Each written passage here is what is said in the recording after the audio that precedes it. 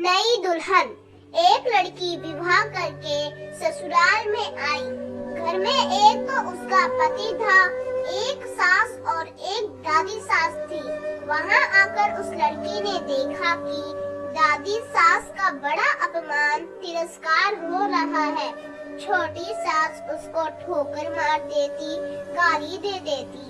यह देखकर उस लड़की को बड़ा बुरा लगा और दया भी आई।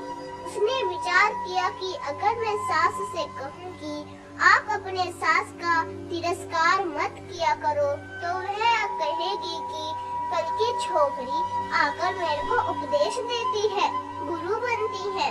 अतः उसने अपनी सास से कुछ नहीं कहा। उसने एक उपाय सोचा।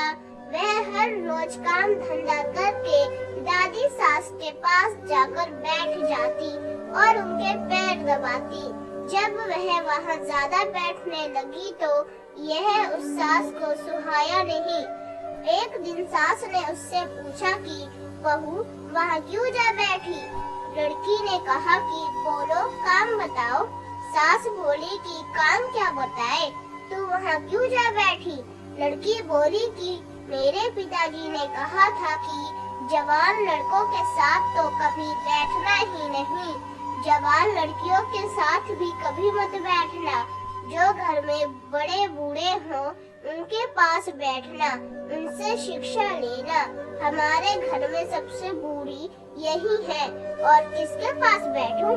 मेरे पिताजी ने कहा था कि वहाँ हमारे घर की रिवाज नहीं चलेगी, वहाँ तो तेरे ससुराल की रिवाज चलेगी।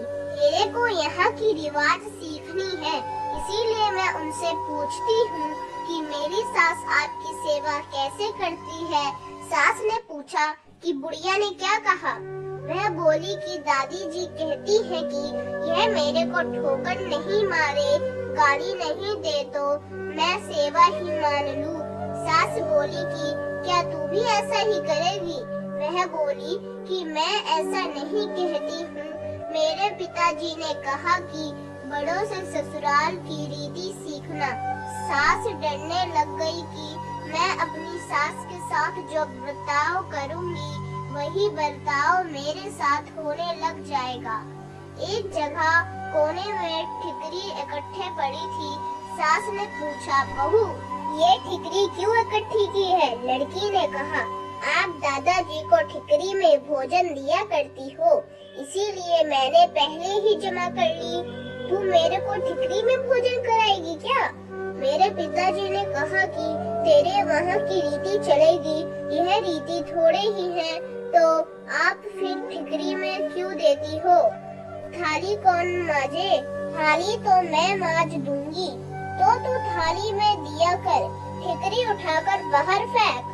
अब बूढ़ी माँ जी को थाली में भोजन मिलने लगा। सबको भोजन देने के बाद जो बाकी बचे वह खिचड़ी की खुरचन कंकड़ वाली दाल माँ जी को दे देती जाती थी। लड़की उसको हाथ में लेकर देखने लगी। सास ने पूछा, बहू क्या देखती हो? मैं देखती हूँ कि बड़ों को भोजन कैसा दिया जाए। ऐसा भोजन देने को कोई रीति थोड़ी है, तो फिर आप ऐसे भोजन क्यों देती? पहलवन कौन दे? आप आज्ञा दे तो मैं दे दूं, तो तू पहले दे दिया कर। अच्छी बात है। अब बूढ़ी माँ जी को बढ़िया भोजन मिलने लगा। रसोई बनते ही वह लड़की ताजी खिचड़ी, ताजा फुल्का, दाल, साग ले जाकर माँ जी को दे देती। माँ जी तो मन ही मन आशीर्वाद देने लगी। माँ जी दिन भर एक खटिया पे पड़ी रहती। खटिया टूटी हुई थी, उसमें से बंधनवार की तरह मूंछ नीचे लटकी थी। लड़की उस खटिया को देख रही थी। सास बोली कि क्या देखती हो? देखती हूँ कि बड़े को खाट कैसी दी जाए। ऐसी खाट थोड़ी ना दी जाती है, यह तो टूट जाने से ऐसी हो गई, तो दूसरा क्यों नहीं बिछाती? तू बिछा दूसरी खाट। आज्ञा दो तो दूसरी खाट बिछा दूं। अब माँ जी के लिए निवार की खाट बिछा दी गई। दिन कपड़े धोते समय वह लड़की माँ जी के कपड़े देखने लगी। कपड़े छलनी हो रखे थे। सास ने पूछा कि क्या देखती हो? देखती हूँ कि लड़कियों को कपड़ा कैसे दिया जाए। फिर वही बात, कपड़ा ऐसा थोड़ी दिया जाता है, यह तो पुराना होने पर ऐसा हो जाता है। फिर वही कपड़ा रहने दे क्या, तू बदल दे। लड़की ने माजी का कपड़ा, चादर, बिछावना आदि सब बदल दिया। उसकी चतुराई से बूढ़ी माजी का जीवन सुधर गया। अगर वह लड़की सास को कोरा उपदेश देती तो क्या वह उसकी बात मान लेती। बातों का असर नहीं पड़ता, आचरण का असर पड़ता है। इसीलिए लड़कियों को चाहिए कि ऐसे ही बुद्धिमानी से सेवा करे और सबको राजी रखे। दोस्तों, आपको यह कहानी कैसी लगी, लाइक और सब्सक्राइब जरूर कीजिए। धन्यवाद।